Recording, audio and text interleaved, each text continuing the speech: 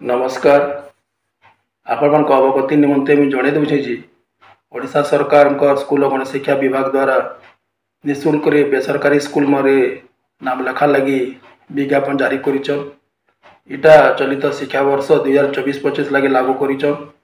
तार संगे इटा RT 2009 नियम अनुजाई सेटा जारी करिछन।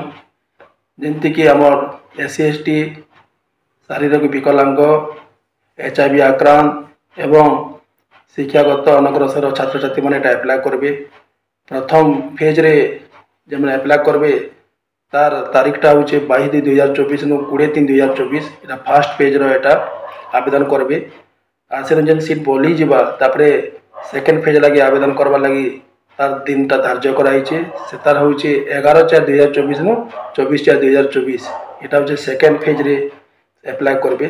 आपण माने जेन साइट रे एप्लाय करबे तार आईडीटा हूँ www.rtprdrshi.odish.gov.in ये साइट रे आपण माने एप्लाय करो।